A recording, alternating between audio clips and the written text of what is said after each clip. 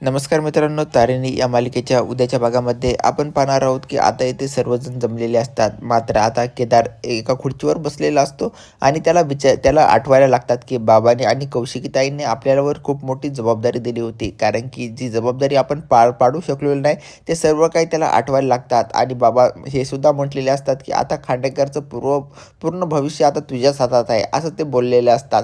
मात्र आता केदारला आपण काय करून बसलो याचा पूर्ण पश्चाताप व्हायला लागतो. कारण की ते जामखंडे आलेत आणि जामखंडे अचानक कसं काय आलेत आणि जामखंडेने आपल्याला असे प्रश्न का विचारलीत आणि आपण त्याची उत्तरं अशी का दिलीत, यावर त्याला खूपच आता पश्चाताप व्हायला लागतो. कारण की केदारला तर हे मुळात माहीत असतं आपण जे काही बोललो ते एकदम खरं बोललेलं आहे. मात्र आता जगाला कसं काय पटणार, कौशिकीताई आणि बाबांना हे कसं काय पटणार? कारण की आपल्याला तर युवराजची सर्व काही इथे हिस्ट्री माहीत असलेली असते, त्यामुळे आपल्या तोंडातून हे शब्द निघून गेलेत असं केदारला वाटायला लागतं. मात्र आता इकडे घरी सर्वजण आता दया काका, कौशिकी आणि पद्मिनी तिघंजणी बोलत असतात. त्यानंतर पद्मिनी त्यांना आता जाब विचारायला लागते की तुम्हाला माहीत आहे का, तुम्ही खूप मोठा मूर्खपणा केलेला आहे. कारण की त्या केदारला मी पहिलेपासूनच तुम्हाला सांगत होते त्या केदारवर अशी जबाबदारी देऊ नका. त्यानंतर आता इकडे कौशिकी म्हणते की अरे ते जामखंडे अचानक तिथे कसे काय आले हेच आम्हाला माहीत नाही. कारण की हे तर आम्हाला कधीच माहिती झालं नसतं. माहिती असलं असतं तर आम्ही हे सर्व काही होऊच दिलं नसतं. मात्र पद्मिनी म्हणते की ते जामखंडे एक नावापुरता एक माणूस होता. मात्र हे सर्व गोष्टी केदारच्या अगोदरच मनात होत्या आणि त्याने ते बोलून दाखवल्या आहेत असं बोलतात. कारण की त्याला युवराजबद्दलचा हा बदला घ्यायचा होता आणि या घराचं नाव हे खराब करायचं होतं असं पद्मिनी काकू त्या बोलत असते. त्यानंतर दयाकाका तिला समजून सांगतात की हे बघ, हे तू असा विचार काहीही करू नको, तसं कुठल्याही पद्धतीचं काही झालेलं नाही. मात्र पद्मिनी आता ऐकायला तयारच नसते. त्यानंतर पद्मिनी म्हणते की तुम्ही आता त्या केदारला काही जाब विचारणार आहेत की नाही. कौशिकी म्हणते हे बघा काकू, तुम्ही काही टेन्शन घेऊ नका, घरी आता मी केदारला बोलून घेते आणि केदारला या सर्व प्रश्नांची उत्तरही द्यावीच लागतील. कारण की त्यानं असा हा प्रकार का घडून आणला असावा अद्यापही आम्हाला हे कळालेलं नाही असं ते वाटत असतात. त्यानंतर आता पद्मिनी म्हणते की तुम्ही त्या केदारला जाब विचारणार असं. त्यानंतर ते म्हणतात की हो नक्कीच आम्ही त्याला जाब विचारू. आणि त्या काका बी म्हणतात की हो, मी त्याने ही केलेली चूक खूप मोठी आहे आणि ती मी पचवू शकणार नाही असं ते बोलत असतात. मात्र हे सर्व करत असताना आता त्यानंतर पद्मिनी त्यांना म्हणते की हे बघ कौशिकी, तू हे जे काही बी घटना घडत आहेत ह्या खूप वाईट घडत आहेत. कारण की तू केदारसारख्या माणसाला एमएमएसच्या याच्यावरून तू न्यूज करायला लावतेस, हे खूपच घातक आहे. कारण की ते फक्त युवराजसाठी नाही तर तुझ्या एमएमएससाठी घातक आहे. कारण की ते आता पहिल्यासारखं राहणार नाही आणि तुला माहीत आहे तुझ्या वडिलांचं स्वप्न तू आज पण जिवंत ठेवलेलं आहे. कारण की तुला माहीत आहे की तू एमएमएस कशा पद्धतीने उभं केलं हे फक्त तुलाच कळतं असं ते बोलत असते. आणि या एमएमएसला बी आता हे नष्ट होण्याच्या मार्गावर आहे. कारण की केदारसारखे जेव्हा माणसं एमएमएसमध्ये असतील तर ते खूपच घातक आहे असं पद्मिनी बोलून तिथून रागाने निघून जाते. त्यानंतर दया काका कौशिकीला म्हणतात की हे बघ कौशिकी, तू तिचं बोलण्यावर काही ऐकू नको, कारण की ती भडकाऊ आहे असं बोलत असतात. त्यानंतर कौशिकी दया काकांना म्हणते की नाही कौशिकी काका, कारण की पद्मिनी काकू खरं बोलते आहे, आपल्याला आता हा केदारला विचारावाच लागेल आणि तो मी त्याला चांगल्या पद्धतीनेच विचारणार आहे. आता तिथून दया काका हे निघून जातात. त्यानंतर कौशिकी आता थेट केदारला कॉल करते आणि केदार आता तिकडं पूर्ण विचारात असतो की आता आपण काय करायचं ते. त्यानंतर आता इकडे निशी खूपच रागवलेली असते आणि निशी रागाच्या भरात तिथून निघून जाते. मात्र तिची आई तिला समजवण्याचा आणि सांगण्याचा प्रयत्न करते. मात्र ती म्हणते की सोड मला, तू थांबवू नको असं ते बोलत असते. आणि म्हणते की या पहिले तारिणीने जे काही सांगितलं आहे, चला मी मान्य करते की सत्य आहे, पाहिलं असेल तिने या घरात गुलाबला. मात्र आता तेच केदारने जगाला ओढून समोर सांगण्याची काय गरज होती की माझा युवराज आणि त्याचे संबंध आहेत म्हणून असं ते बोलत असतात. त्यानंतर त्या ठिकाणी काकूला म्हणते काकू, आता तर तुला चांगलंच वाटत असेल ना, कारण की तुझ्या लहान पुतण्याने हे पराक्रम केलेला आहे. त्यानंतर काकू म्हणते की नाही निशी बाळा, तिथे ते बापूराव आलाय असं ते बोलत असते. त्यानंतर निशी म्हणते की बापूराव एक निमित्त होतात, ज्यांना डाव साधायचा होता त्यांनी डाव साधून घेतलाय असं निशी आता त्यांना बोलते. त्यानंतर आता इकडे ईशा म्हणते की कौशिकीताईने त्यांच्यावर विश्वास ठेवून खूपच मोठी चूक केलेली आहे. असा विश्वास त्यांनी नाही ठेवायला पाहिजे. सातत्याने केदार आणि तारिणी करत राहतात आणि त्यांच्यामुळेच हा घरामध्ये एवढा मोठा प्रकार होऊन बसला आहे. त्या केदारला कशाला ती जबाबदारी सुचवायची, कारण की त्यांना पार पडता येत नसेल तर. त्यानंतर तिथे निशीची आईसुद्धा म्हणते की मी तेच कौशिकीताईला सांगत होते की केदारवरती जबाबदारी नका पाडू. मात्र नाही, त्यांनी माझं नाही ऐकलं. कारण की त्यानंतर आता इकडे निशा म्हणते की हे बघ कौशिकीताईवर डोळ्याची झापड लफडं घातली आहेत. केदार आणि तारिणीने किती पण काही केलं तरी त्यांना त्यांचंच खरं वाटतं आणि माझं आणि माझ्या युवराजचं त्यांना काही पटत नाही, असं आता निशा बोलत असते. मात्र हे सर्व करत असताना आता निशा खूपच चिडलेली असते आणि म्हणते की तुम्ही माझ्या युवराजला सोडवण्यासाठी कुठलाही प्रयत्न करत नाहीत, उगं देखावा करतात, तुम्ही युवराजला काही सोडून आणू शकत नाही असं बोलते आणि म्हणते की आता मी माझ्या जीवाचं काहीतरी करून घेते आणि आता घरामध्ये पळ सुटते.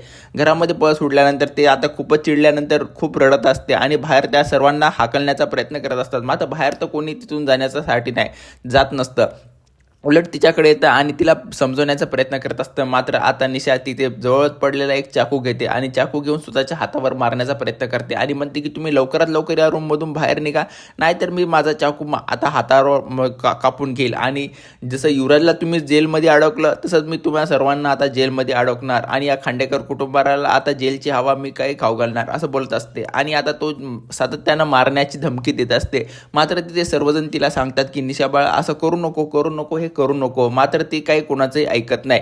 त्यानंतर तिची आई चिडूनच आता निशाला म्हणते की हा हातावर कशाला फिरवते, गळ्यावर फिरव ना, एकदाच मरून जा, असं तुला मी तडफडताना माझ्या मुलीला नाही बघू शकत, तू मेलेली बरी, असं ते बोलत असतात. आणि ते चाकू घेते आई स्वतः आणि तिच्या गळ्यासमोर लावते आणि म्हणते की घे मारून घे स्वतःला आणि आम्ही असंच जगतो. कारण की आता तू जर मेलीस आणि जावेबापू जेलमधून आले आणि त्यांनी विचारलं माझी निशा कुठं आहे, तर मी काय सांगणार त्यांना की ती जेलमध्ये तुम्ही असताना मरून गेली आणि तू जर मेली तर या आईचं काय होईल याचा विचार केला का तू असा. कारण की त्या तारिणीने जे पण काही खेळ मांडला आहे तर त्याच पद्धतीचा तू पण खेळ मांडत आहे असं बोलत असते. आता हे सर्व निशाला पटतं आणि निशाला आता आईच्या खुशीमध्ये बसून आणखीन जोरजोरात रडायला लागते.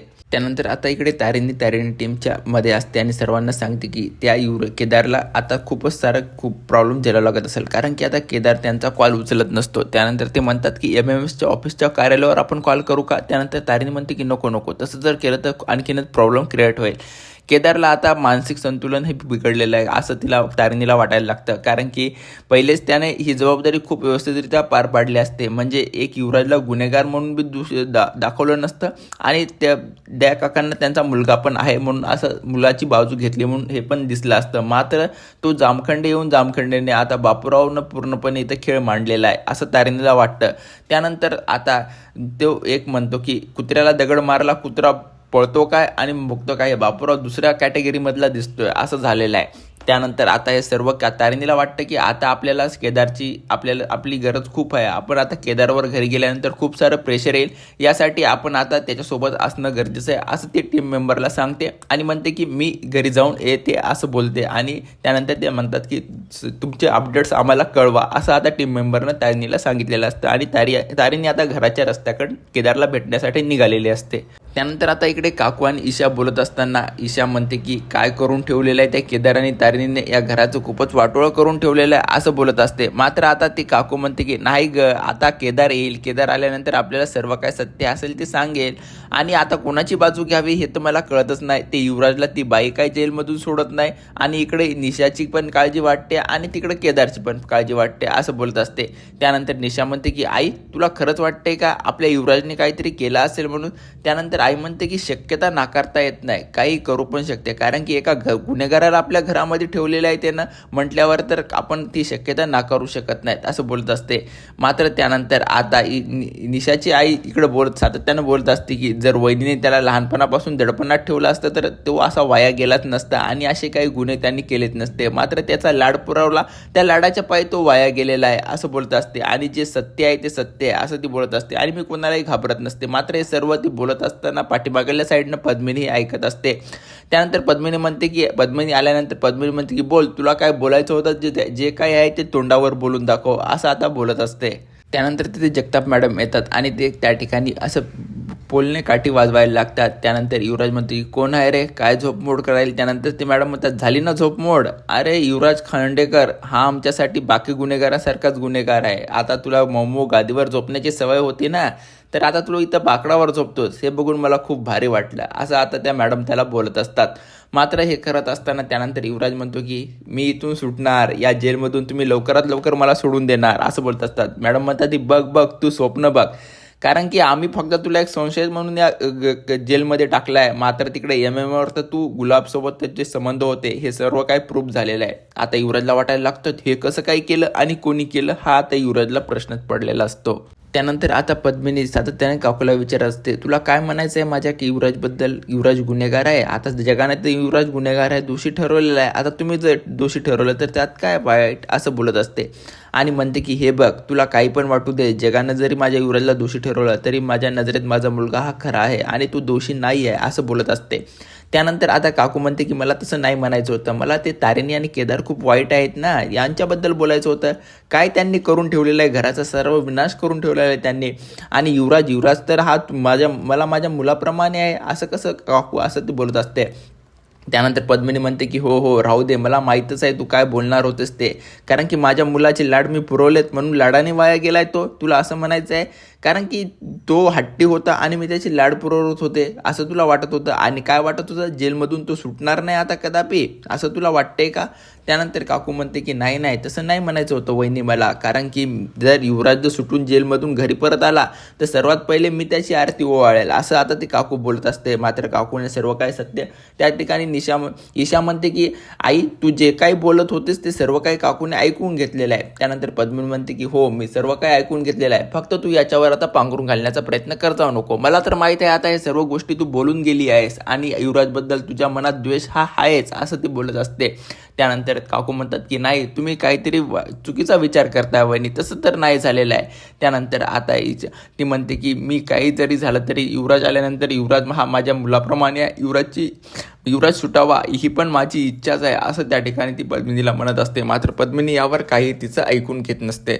त्यानंतर कौशिकीने इकडे आता केदारला खूपच कॉल केलेले असते, मात्र केदार पूर्णपणे विचारत असतो ते काय करावे आता, कोणाला कशी उत्तर द्यावी हे केदारला काही समजत नसतं. मात्र आता कौशिकीचा कॉल न उचलल्यामुळे कौशिकी त्यांच्या टीम मेंबरला म्हणजे MMMच्या मेंबरला तिथे कॉल करते आणि कॉल केल्यानंतर ते म्हणतात की केदारला कॉल द्या. केदार म्हणतो की मी नंतर बोलतो त्यांच्याशी. त्यानंतर कौशिकी म्हणते की आत्ताच्या आत्ता केदारला कॉल द्या. त्यानंतर केदार आता कॉलवर बोलतो. त्यानंतर आता कौशिकी म्हणते की हे काय करून ठेवलं आहेस केदार, असं तिला त्या केदारला उलटसुलट ती क्वेश्चन विचारायला लागते. केदार मात्र बोलण्याच्या ऐवजी बोलत असताना ती म्हणते की कौशिक म्हणते की हे बघ, तू मला आता काहीही सांगू नको, घरी येऊन तू सर्वांची प्रश्नांची उत्तर तू देणार आहेस, कारण की सर्व काही प्रेशर आता मला हँडल करावं लागत आहे आणि त्याचं सर्व काही करून तू बसलेला आहे. आता तुला प्रत्येकाच्या क्वेश्चनची उत्तर द्यावं लागतात आणि तुला आत्ताच्या आत्ता घरी यायचं आहे. आणि केदार आता हो म्हणून कॉल ठेवतो. आता केदार घरी जाणार आणि घरची त्याला कशा पद्धतीने प्रश्न विचारतात. तेवढ्यात तेथे तारिणी पण येईल का? तारिणी आल्यानंतर तारिणी आता केदारला कशा प्रकारे सांभाळून घे आणि केदार जे बोलला हे सत्य बोलला, सत्याची बाजू MMS घेत आलेला आहे, हे केदार प्रूफ करून दाखवाल का? हा सर्व भाग आपण उद्याच्या भागात पाहणार आहोत. अशाच प्रकारचे नवनवीन व्हिडिओ पाहण्यासाठी आमच्या चॅनलला सबस्क्राईब करा. व्हिडिओ आवडल्यास व्हिडिओला लाईक आणि शेअर जरूर करा.